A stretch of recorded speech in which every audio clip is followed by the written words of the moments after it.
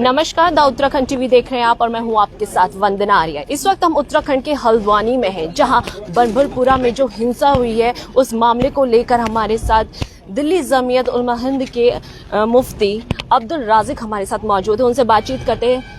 जी, मैं सबसे पहले ये जानना चाहूँगी कि आप दिल्ली से यहाँ पर आए हैं, आपकी प्रशासन से क्या बातचीत है? क्योंकि अवैध अतिक्रमण को तोड़ने गई प्रशासन व मीडिया वहाँ जब पहुँचती है तो उन पर पथराव हो जाता है और पथराव उनके द्वारा उपद्रवियों द्वारा पहले शुरुआत होती। जिस तरीके से हम वहाँ पे मौके पे मौजूद थे, जितनी भी मीडिया थी वो मौके पे मौजूद थी, तो इसको आप किस तरीके से देखते हैं? हाँ, देखिए, हमारी प्रशासन से बात हुई है, वो किस तरह का अतिक्रमण था, क्या अपनी जगह थी या नहीं थी, ये कोर्ट को डिसाइड करना था। 14 तारीख कोर्ट में थी, उसका वेट करना था। प्रशासन 2 दिन पहले गया और उस जगह को सील करके आ गया। लोगों में एक पैगाम और मैसेज गया कि प्रशासन ने सील कर दिया है, इसको डेमोलिश नहीं किया जाएगा, क्योंकि मस्जिद मदरसा है, मजहबी किताबें, वहाँ इबादत होती थी। वो जमीन किसकी है ये डिसाइड करना कोर्ट का काम था, क्योंकि मैटर कोर्ट में है। ना मेरा काम है, ना निगम का काम है, ना प्रशासन का काम है, बल्कि ये कोर्ट का काम था। तो कम से कम 14 तारीख तक वेट किया जाता। जल्दबाजी में जो डेमोलिशन किया गया है, बहुत जल्दबाजी में काम किया गया है, तो वो भी गलत हुआ है। उसके बाद जो भी कुछ हुआ है, चाहे वो पत्थरबाजी हुई हो, आगजनी हुई हो या गोलीबाजी हुई हो, ये सब भी निंदाजनक बात है। इसकी भी हम निंदा करते हैं। ये हमारे ही दरमियान के लोग हैं। जो तकलीफ पहुंची है वो इंसान की बुनियाद पर, चाहे वो मीडिया को पहुंची हो या पुलिस को पहुंची हो या पब्लिक को पहुंची हो, वो सब इंसान है और सबका खून लाल है, सबके अंदर एक ही खून है, सब हमारी दरमियान के लोग हैं। हम इसकी निंदा करते हैं कि गलत हुआ है। तो जिस तरीके से 8 फरवरी को जिस तरीके से वहाँ पे वो घटना हुई है, बहुत ही भयंकर और खौफनाक मंजर था, क्योंकि हम भी मौके पे मौजूद थे। हमें भी ऐसा लग रहा था कि शायद हम वापस नहीं आएंगे, क्योंकि हमारी गाड़ियों को आग लगा दिया। मैं खुद वहाँ पर थी और हमें मतलब जानबूझ के टारगेट, मतलब बच्चे महिलाएं तक वहाँ पर पत्थर मार रही थी और तो पेट्रोल पंप के जो गोले थे वो हम खुद जान बचा के वहाँ से निकले। अब इसको कौन डिसाइड करेगा कि वो कौन लोग थे जो इस तरह का माहौल क्रिएट कर रहे थे? नहीं, वीडियोस हैं, तो वो वीडियोस है, वो पुलिस उन वीडियोस को देख करके आइडेंटिफाई करेगी और उनके खिलाफ कार्रवाई करेगी। जो भी लोग होंगे, ऐसे भीड़ में ऐसा भी हो सकता है कई बार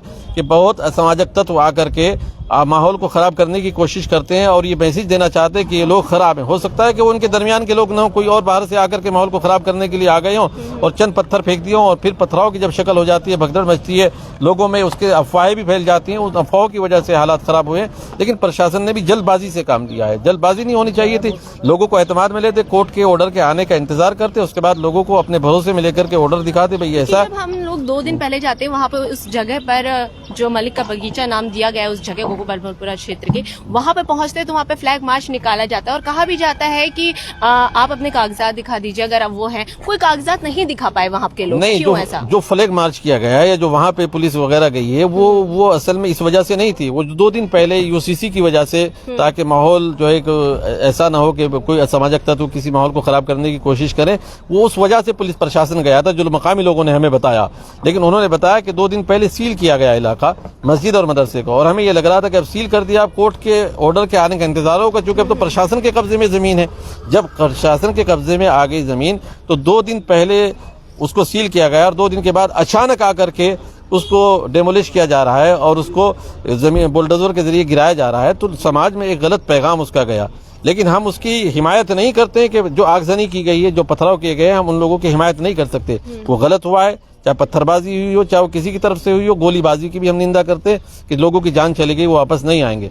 ये इस तरह से हमारे मुल्क का माहौल खराब होता है और आपस में नफरतें पैदा होती हैं, मुल्क पीछे जाता है। हमें मुल्क को आगे ले जाना है, ऊपर ले जाना है। ये जब भी होगा जब प्रशासन भी, पब्लिक भी और सारे लोग मिल करके प्यार मोहब्बत के पैगाम को आम करेंगे और एक दूसरे के अंदर जो गलत फहमी है उसको दूर करने की कोशिश करेंगे। अच्छा, वो जो माहौल जिस दिन वो 8 फरवरी को इतना ज्यादा भड़क गया था, वहाँ तो लगभग हमें ऐसा लग रहा था 10,000 की जनता वहाँ पर मौजूद है और पथराव कर रही है। असल में जब भीड़ होती है ऐसे ही लगता है। अब हमें भी देखने में लग रहा था मीडिया के 10-15 लोग होंगे, लग रहा था 100-150 लोग होंगे। भीड़ में जब आदमी का जहन होता है तो ऐसे खराब होता है कि पता नहीं कितनी पब्लिक है। शायद हम तो आज मैं आपसे बात भी नहीं कर पाती, वो दिन ऐसा था। नहीं, होता है ऐसे माहौल पे। अब कौन लोग थे, उन लोगों को आइडेंटिफाई करके काम पुलिस प्रशासन करेगा। कि प्रशासन अधिकारियों से आपकी क्या बातचीत? हमारी बात ये हुई, अमन की अपील करने के लिए हम लोग आए थे कि जो लोग भी हम जख्मियों की इयादत कर सकते हैं उनसे मिल सकते हैं, या लोगों को जाकर के उस मौके को हमने कहा उस थाने को भी हम देखना चाहते हैं कि जहाँ जनी हुई, कैसे वो लोग आए, क्यों आकर के उन्होंने इस तरह का किया। प्रशासन ने हमें वहाँ जाने की आज इजाजत नहीं दी, कहा 2-4 दिन के बाद आप जा सकते हैं। हमने ये भी रिक्वेस्ट, ये भी बात अपनी रखी प्रशासन के सामने कि जल्दबाजी में फैसला लिया गया है उसको तोड़ने का। कम से कम वेट किया जाता है कोर्ट के ऑर्डर के आने का। ये बात भी हमने रखी और हमने ये भी अपील की प्रशासन से कि बेकसूरों के खिलाफ कार्रवाई न की जाए। लोग पलायन कर रहे हैं यहाँ से, हजारों लोग जा चुके हैं यहाँ से, जो हमें इन्फॉर्मेशन मिली है यहाँ से, जो लोगों ने बताया कि कई हजार लोग खाली करके इलाका जा चुके। जब ये खबर आम हुई कि 5000 अज्ञात लोगों के खिलाफ भी FIR जो है कार्रवाई हो रही है, तो हर आदमी समझा कि ऐसा ना हो मेरा नाम भी उसमें आ जाए। 5000 लोग तो नहीं माहौल को खराब कर सकते, चंद लोग होंगे जिन्होंने माहौल खराब किया होगा। पूरी भीड़ तो एहतजाज के लिए, प्रोटेस्ट के लिए तो आ सकते हैं ना। प्रोटेस्ट करना, वहाँ पे तो मतलब जली हुई लकड़ी लेकर, आग लगाई हुई लकड़ी लेके पत्रकारों के पीछे, पत्रकार टारगेट करो इन्हें। नहीं, वो होंगे जो ऐसे लोग हैं उनके खिलाफ कार्रवाई की जाए। हमने ये नहीं कहा जो लोग हैं आपके पास वीडियो वाला प्रशासन को तो हमारे कैमरे छिके हमें मारा गया था। पत्रकारों को बचाया, अभी पत्रकारों को बचाया, ऐसा भी है, प्रशासन ने बचाया। हमारे हल्द्वानी में अभी हमारे हम लोग जब गांधीनगर पहुंचे थे, गांधीनगर हम जब पहुंचते तब हमारा बचाव आपके अभी हमें प्रशासन ने ही बताई ये बात कि ऐसे भी लोग थे उसी इलाके में कि पुलिस प्रशासन के लोगों ने उनके घर में पना लिया, उन्होंने अपने घर में बुला करके उनकी हिफाजत की है।